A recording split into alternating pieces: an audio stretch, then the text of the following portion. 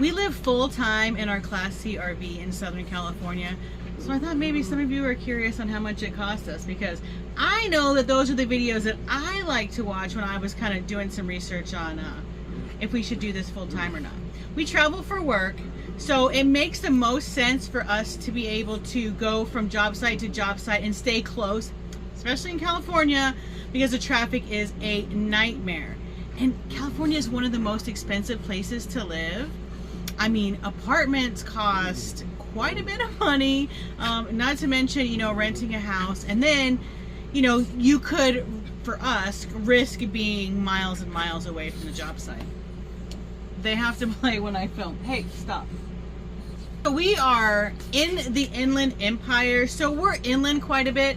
This is just what it costs us. I know that there's other places in California that cost more, cost less. There's other rules and regulations. We'll kind of touch on those a little bit here in this video. We purchased our 2000 Lazy Daze mid-bath in the beginning of the year. We paid cash. So we do not have like an RV payment or any kind of payment like that. We have full coverage insurance through Geico. And we pay $53 a month for full coverage just on the motorhome. It's a 3-week circus or something. Anyway, we budget a couple $100s a month, like we like to put in savings for if we need new tires or oil changes, things like that. We are pretty stationary right now, so we're not doing a lot of traveling. So, you know, the tires aren't getting worn. We're not going through a lot of gas.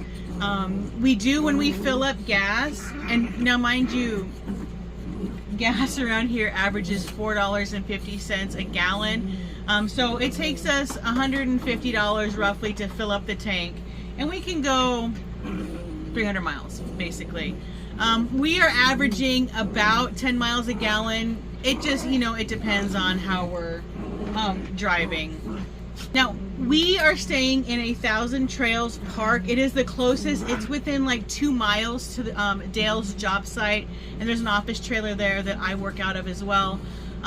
So it's the most convenient location that we could find. The park is not bad at all. We were paying weekly at $500 a week to stay. That's water, sewer, and electric to stay in this park. But you get a maximum of 21 days, and then you have to leave, and then you have to be gone a day, and then you can come back, which is, you know, a pain in the butt. So we did that for a little while, and it worked out just because we were getting like vacations, like 4th of July and things like that were coming up. So we were, you know, staying here 3 weeks, or we'd have to go out of town for a job and then we come back. So it kind of worked out. But then we're like, okay, well, we're not going out of town anytime soon. So I called and talked to the membership lady and told her my disaster of a story about what happened last time. And I'll link that video below if you haven't watched it. It's a whole thing on the Thousand Trail system. And she said that they offer a monthly rate. So you have to buy the camping pass of $525. And that's, you know, you can stay 2 weeks at any Thousand Trails park for free. And then you can... you have to be gone a week, and then you can come back, and you can't like go to another Thousand Trails in those 2 weeks unless you upgrade. Anyway, we'll get to that here in a minute also. But we had to buy the camping pass for $525, and then we can go monthly. So we were able to pay monthly for our spot. So we pay $1,500 a month. We don't have to leave. It includes water, sewer, electric. We get to stay in the spot that we're in. We can come and go if we want to. Like if we want to go on a long weekend, you know, by the beach to get in the cooler weather and take the RV, we can. Our spot will be here for us. So that has relieved a lot of stress. And in California, I know it's in other states too, because we ran into it, North Dakota, Montana, I know for sure. But you can only stay 28 days somewhere, and then you have to leave for a night and then come back. It's some law. Is it like the transient something? I don't know. I will put it here when I find it, but yeah, that law that you can only stay 28 days and then you have to leave for a night and come back. Same with hotels, whatever, but RV parks are like that as well, unless you can get into like a monthly thing And we have like a 9-month lease, basically. We can stay 9 months. If we want to leave, we have to give them a 30 days notice. So we have our $53 for our insurance, our $1,500 for our rent, basically. We have our Starlink, which is $125 a month. That's what it costs us to stay right here. I mean, that's not counting, you know, we have like a storage unit, which is $125.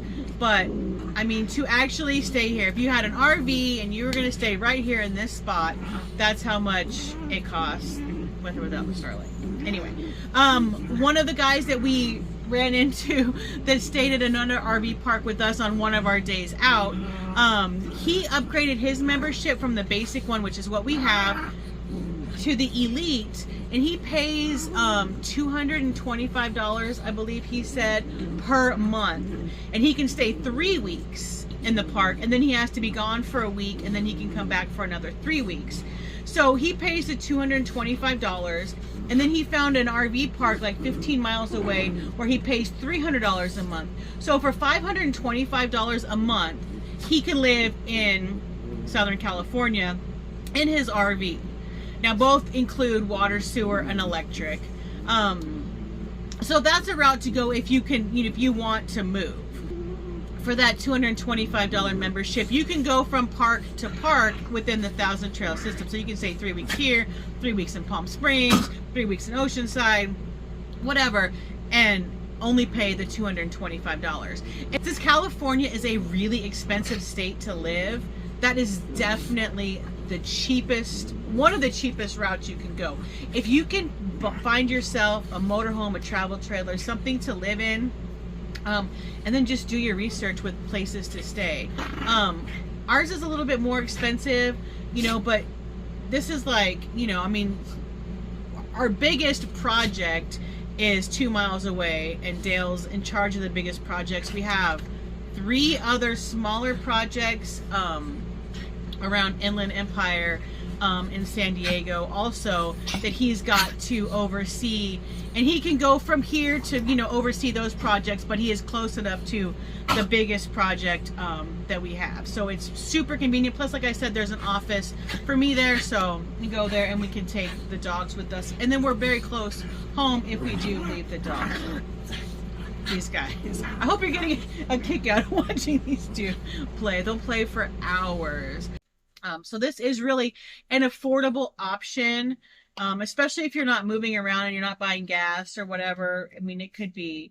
I'll try to find some, you know, prices for some RV parks around Southern California, so you have like more of an idea what it's like closer to the ocean. Maybe if you're looking to do some traveling or maybe some snowboarding, or, you know, retiring, and, you know, you want like an ocean view, which I would absolutely love, but like I said, this is closest to work. So if you have any questions on you know, like what we spend, or I don't know, anything RV, you know, living related, or, you know, California, whatever, comment down below. I would love to answer those for you. If I didn't answer some of your questions, or I didn't touch on something, also comment down below, because I would love to get to that, or maybe we'll make a follow-up video on that.